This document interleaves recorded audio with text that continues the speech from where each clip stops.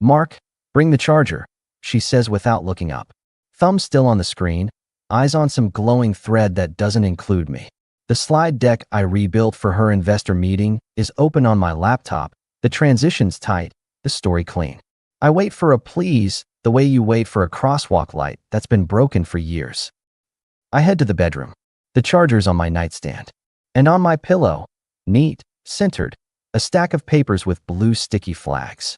Petition for dissolution stares at me like a parking ticket under the wiper. My name typed out 3 times on the first page, like a joke that overexplains itself. Behind me, heels in the doorway. Well, charger. You left something on my pillow. I answer, not moving. It's time, Claire says. This is the cleanest way. If I'd known where it was headed, I'd have closed the laptop an hour earlier. Maybe a year earlier. That thought slides through and lodges. I look at her. Perfect suit, phone still in her hand. The woman I edited a dozen speeches for, as if we were on the same team. What did I do? I ask. She exhales like I'm late to a meeting. Let's not. My attorney, Grant, has everything ready. All you do is sign. We can drive now and be done before dinner. I'm your husband, Claire. You're comfortable, she answers. That's different. I look at the documents again. Tabs for each signature. A mechanical path out of my own house. I take the charger. Let me get my jacket. If you try to drag this out, she says, you'll hate the billable hours. Just be smart. I didn't know the billable hours would be the least of it. Grant Holloway's office is cold on purpose. Metal sculpture on the credenza, nothing personal anywhere. He shakes my hand like he's accepting a package he didn't order. Mr. Lawson, Claire has described your arrangement. He starts, flipping to the last tab. 15 years, no minor children, assets largely tied to her compensation. This agreement is generous. What do I get? I ask, besides a headache.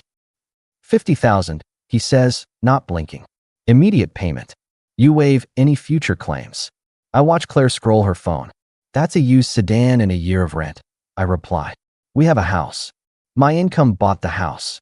Claire says, finally glancing up. And the renovations. Your salary kept the lights on. This reflects that. Grant taps the page.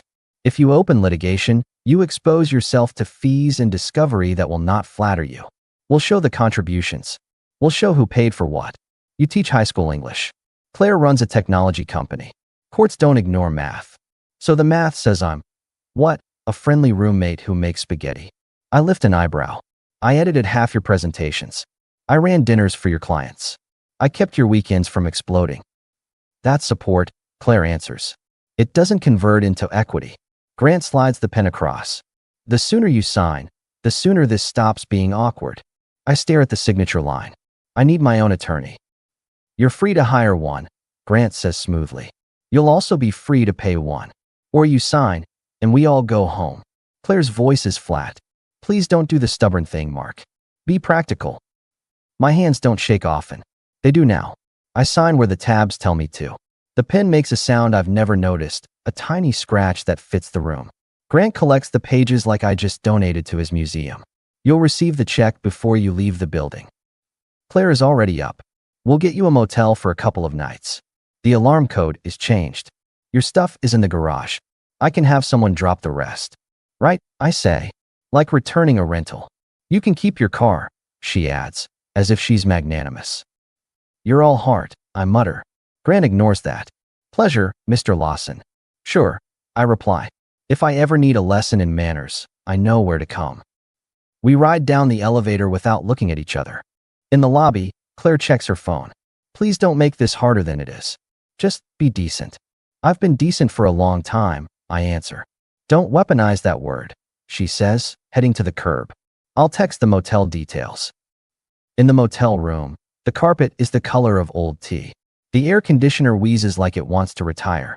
I set the $50,000 check on the flimsy desk and stare at it.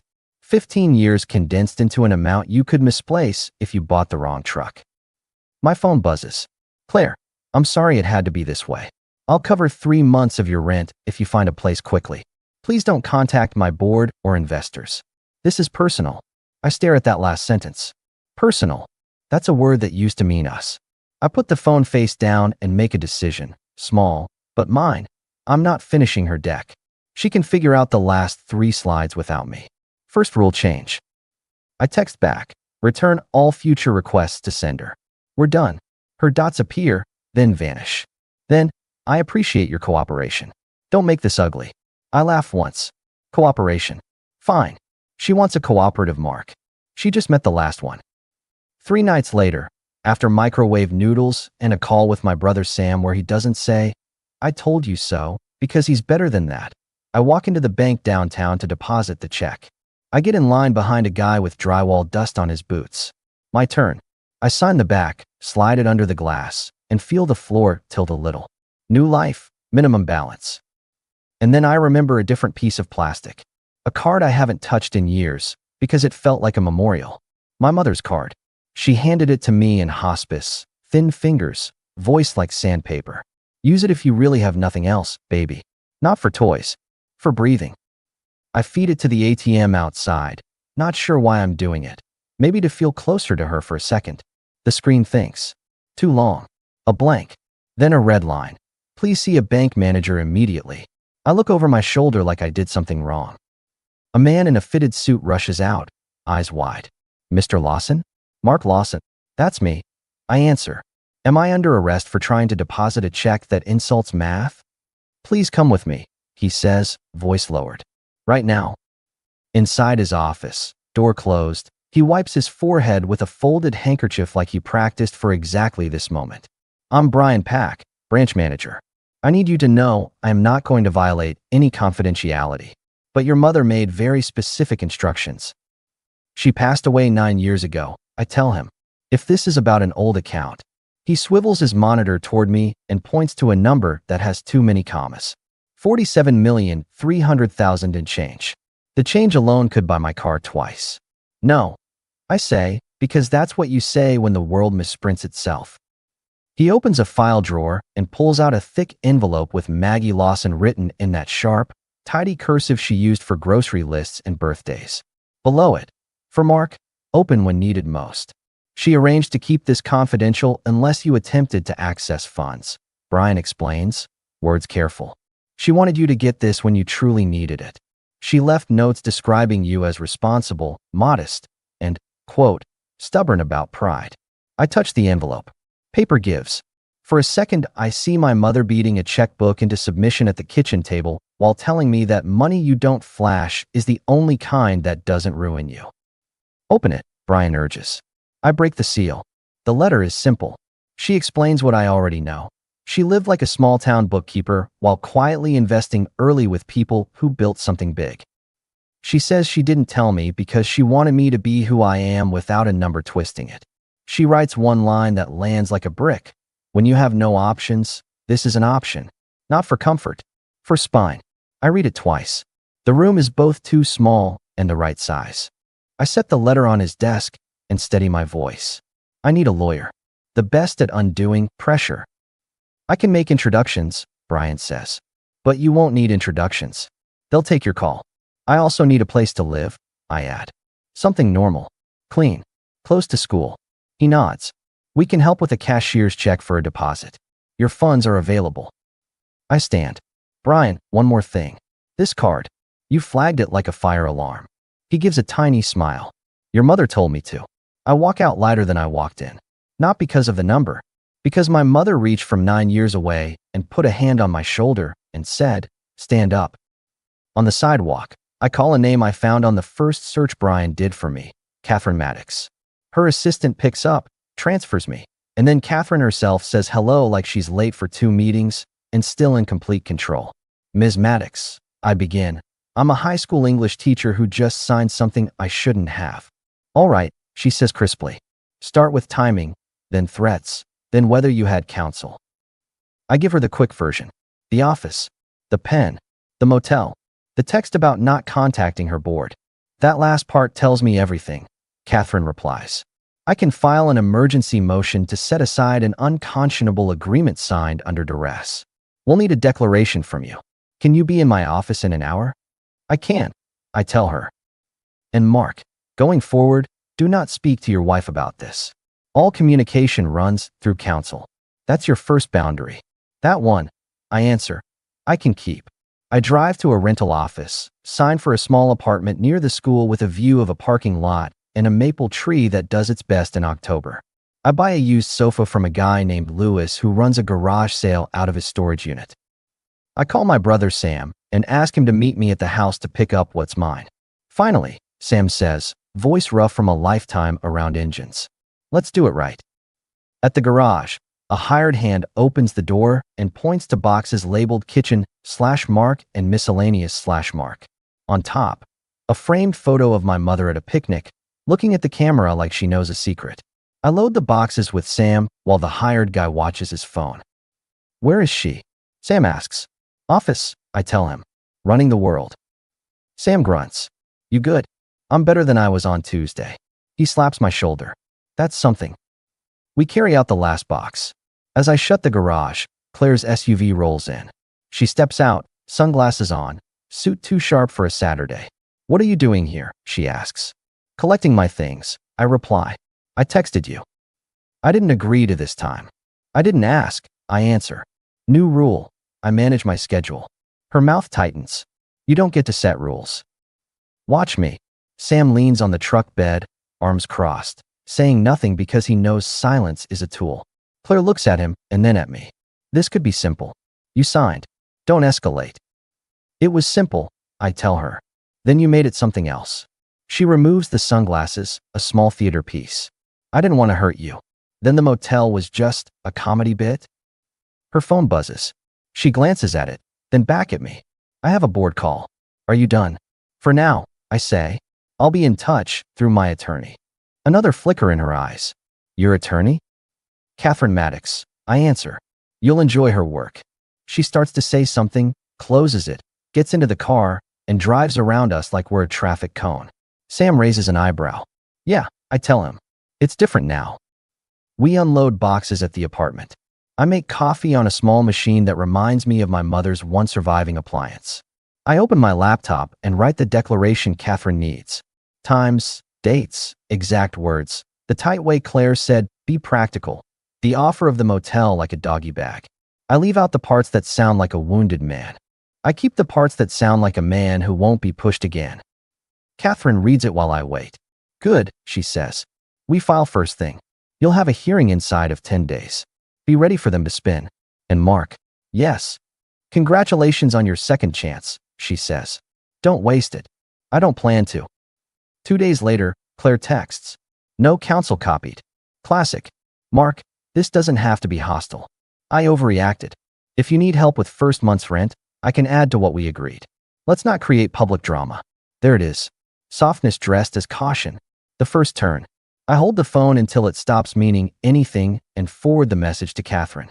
Then I answer Claire with one sentence. Counsel only.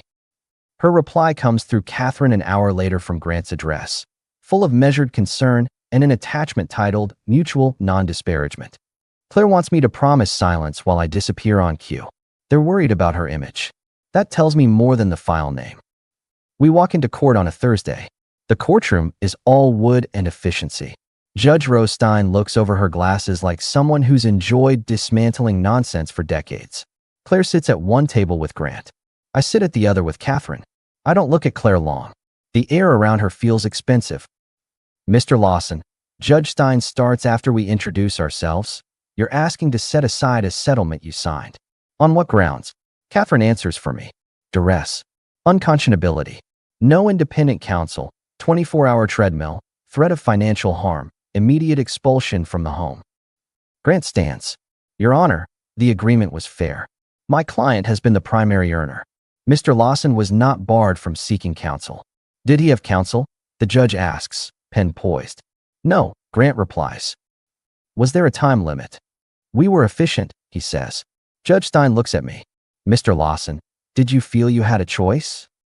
I felt like a hotel guest in my own life, I answer. With checkout at noon. Something passes over her face that might be the beginning of a smile. Motion granted. The prior agreement is set aside. We proceed as a normal dissolution with full discovery. I expect professionalism. Ms. Lawson, Mr. Holloway, save the theater for paying audiences. Her gavel doesn't even bother with ceremony. In the hallway, Claire turns to me, voice low, The way you talk over a dog you don't want to spook. What are you doing? Standing up? I tell her. You can't turn this into a crusade, she warns. You'll embarrass yourself. I'm not after your money, I reply.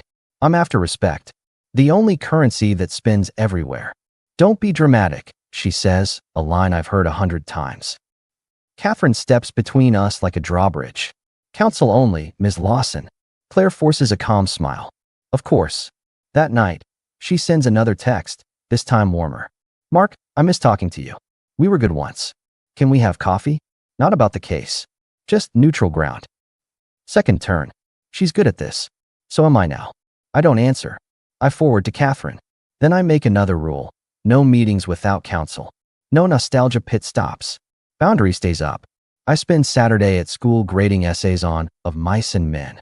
I write comments in the margins that don't spare feelings, and it occurs to me I've been doing that gently for years at home and calling it support. Around noon, Principal Delgado pokes her head in. Heard about some changes, she says carefully. You okay? I'm better than that, I tell her. I'm making adjustments. I'll need to shift my after-school tutoring to earlier times. I'm not available evenings anymore for side projects. She nods. Whatever you need. At 3, I drive to Claire's office tower with Sam. Why here, he asks. Foreign territory, I answer. Time to draw a line somewhere she can't ignore. We stand in the lobby near the steel sculpture pretending to be a tree. The receptionist asks if we have an appointment. She's expecting a message. I tell her. She'll get it. When Claire steps out of the elevator flanked by 2 colleagues, she sees us and slows. What is this? Public boundary, I say. It saves you the trouble of spinning later. Her colleagues hang back. She folds her arms. Make it quick. Stop contacting me directly, I tell her. You want to share a thought? Copy the attorneys. Also, any materials I built for you, decks, notes, email drafts, consider them off limits. Going forward, you swim on your own. A junior colleague tries a smile. We can give you a consulting check, Mr. Lawson. I cut him off. I'm not for hire.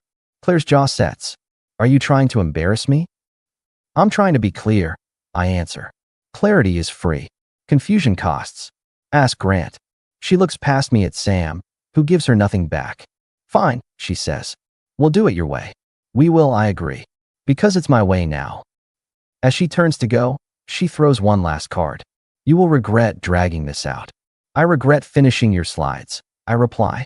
Everything after that is progress. On the drive back, Sam whistles. That played. It wasn't theater, I say. It was a calendar update. And it was. A rule change is just a meeting with yourself that you keep. Discovery starts. Catherine pulls bank statements, mortgage records, the digital paper trail of our life. She asks me for emails where I scheduled Claire's client dinners, drafts I wrote, calendars I built. I send them all, and she organizes them into a quiet argument. Shared life is shared effort, even when the paychecks are different sizes. Grant sends interrogatories that ask if I've ever been treated for anything that could make me economically unproductive. Catherine laughs. They're trying to paint you as, what's the polite word, underambitious. Don't take the bait. Claire emails a proposal through counsel, a higher lump sum, non-disclosure, a requirement I never mention her name in public again. In exchange, she gets everything else, including the house. The offer looks generous if you ignore context. Catherine writes back 6 words. We reject, and we'll see you. 2 weeks later, I get a call from one of Claire's board members. He's a man with a radio voice and an allergy to nonsense. Mark, I shouldn't be calling, he says, but I saw your name on a filing. Are you okay? I'm fine, I tell him. I'm not here to make a mess. Good, he says, because there's an investor dinner next month, and your editing has always been appreciated. You'll be fine without me, I answer. Turns out I was a volunteer. He's quiet. That's what I figured. Good luck, truly. The line clicks. People always know more than they pretend. Claire tries the kind card one more time. She sends a photo of a handwritten note I left her years ago. Break their heads with this deck. You've got it. And texts, miss this. The memory tug is real. I hold it, respect it, then set it down. I don't reply. The next hearing is about temporary support and access to the home for inventory. Judge Stein runs it like a drill sergeant with a sense of humor. Claire's team asks that I stay out of the house except for prearranged pickups with supervision. Catherine asks that I have time inside to identify items that are mine or purchased during marriage. The judge splits it like Solomon without the baby. Alternate Saturdays, 3 hours, no interference. Each takes photos, no ridiculous claims. If I hear about a fight over a toaster, I will find both of you. In the parking lot, Claire walks up alone. I don't like judges. She's fair, I say. She likes the performance, Claire replies. You used to like mine, I tell her. She looks at me sharply. You think you're hard now? This new tone. I think I stopped believing I was lucky to be here, I answer. Big difference. Don't be cruel, she says. Boundaries feel like cruelty when you're used to a doormat, I reply. And she flinches like I slapped her, but all I did was finish a sentence. Saturday, I go to the house with Catherine's paralegal as a witness. I walk through rooms that used to be ours and feel nothing but inventory. I take the books I bought, the tools I owned before, the paintings we picked together. I leave the couch and the TV because taste is a hill I'm not dying on. In the office, I pick up a stack of printed drafts with my notes in the margins. Claire appears in the doorway. You don't need those, she says. Memorabilia, I answer. Volunteer hours. They'll end up in a bin, she mutters. Like my settlement, once upon a time. She leans on the doorframe. We could still salvage this. Not us, but the tone. Be dignified. Sign an NDA. Take a bigger check. Move on. What's your rush? I have a life, Mark. I can't babysit this. I smile a little, then stop trying. She leaves without slamming anything. That's as close to progress as we've had in months. Catherine negotiates like a surgeon. She cuts where it bleeds the least. We propose a split that includes the house proceeds, a fair share of retirement accounts accumulated during marriage, and a clean break with no balloons attached. Grant sends back a list of reasons their math makes sense. Catherine returns it with citations that say otherwise. I watch the emails like a tennis match and feel oddly calm. I can stand here as long as it takes. The number in the bank makes time mine, but that's not why I'm steady. I'm steady because I finally believe my dignity doesn't depend on her opinion. One evening, I sit with Sam on his back steps while he eats chili out of a paper bowl and I nurse a ginger ale. You going to date? He asks, not looking at me. Eventually, I say, for the right reasons. What are those? He prods. Respect first. Everything else later. He nods. Good order. Catherine calls the next morning. They blinked, she says. They're offering what we asked on retirement and a buyout number that's within shouting distance on the house. They still want an NDA. We'll narrow it to financial terms only. Fine by me. What changed? I ask. Pressure, she says simply. You standing your ground in public and private. And, I suspect, a bonus tied to headlines. She wants it quiet. I can live with quiet, I tell her, as long as it's honest. We meet one last time in a conference room with a view of a skyline that doesn't care about any of us. Grant slides the new term sheet across. Catherine nods at me. The numbers are adult. They reflect life lived, not a tip jar. Claire sits across from me in a navy dress that people trust with their futures. She studies me like she's trying to reconstruct the blueprint from the finished house. You win, she asks softly when the assistants leave. I win by leaving, I reply. You keep your title. I keep my self-respect. You always had that, she says, as if that excuse just arrived. You didn't treat it like I did, I answer. She looks at the window. I misjudged the exit. You misjudged the man, I correct. Grant returns with final paperwork. We sign. Catherine gathers the stack. It's not a celebration. It's a completion. At the elevator, Claire catches my sleeve. I glance at her hand, and she lets go. You were good at making me look better, she says. I was good at making things work, I answer. There's a difference. What do you want me to say? She asks, the question a little raw. Nothing, I tell her. Just hear this. The man you tried to push out like old furniture walked out on his own 2 feet. That's the only sentence I care about. The doors open. Catherine steps in. I follow. I don't look back. 6 months later, I wake up in a craftsman bungalow with floors that creak in the honest places. There's a coffee machine that behaves, a bookshelf that got its books back, and sunlight that doesn't ask for permission. My driveway holds a practical truck that starts every time. The maples out front have decided to go red early, which in this town always feels like a small miracle. I kept teaching. Principal Delgado made me department chair. I run a writing workshop on Tuesday nights at the community center for kids who think no one listens. Turns out they're wrong. On some Fridays, I grab barbecue with a woman named Erin who runs a design studio. She laughs at the right things and doesn't ask me to edit her life. We take it slow because Fast broke everything once. My brother Sam drops by with oil-stained hands and an opinion about everything. We talk about engines and books and people who don't know how to merge. It's life without theatrics. It's mine. Claire? I hear things. She moved into a glass box near the river. A board seat she used to hold went to someone else after a quarter that didn't love her. She's still sharp, still dressed like she's fighting gravity, but the circle around her is narrower. People who need to trust you don't like surprises, and word gets around when your exits are messy. I don't root for her to fall. I just refuse to stand where she can push again. One afternoon, Brian Pack calls to check on me like a good banker who didn't expect to be part of a family story. Your mother would be proud, he says. She'd tell me to iron my shirts. I answer. And to never confuse resource with purpose. And are you? Confusing them? No, I tell him. Using them? Yes. I started a small scholarship at the school in her name. Quiet. The way she would have liked. Good, Brian says. That's a decent ending. Not an ending, I correct. Just the right chapter. A month after the settlement, I park outside the old house to pick up a last box that Claire found in the attic. We meet on the porch like two colleagues who got assigned to different projects.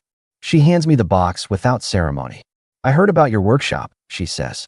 Kids need that. They do, I reply. You look, she searches for the word, then shrugs. Different. I am. She nods once. Be well, Mark. I set the box on the passenger seat, turn back, and leave her with one last line. Not for cruelty, just accuracy. You wanted me small. Look around. Then I close the door and drive away. The maples along the street are past peak, leaves everywhere, a little messy, a lot real. I don't check the rear view.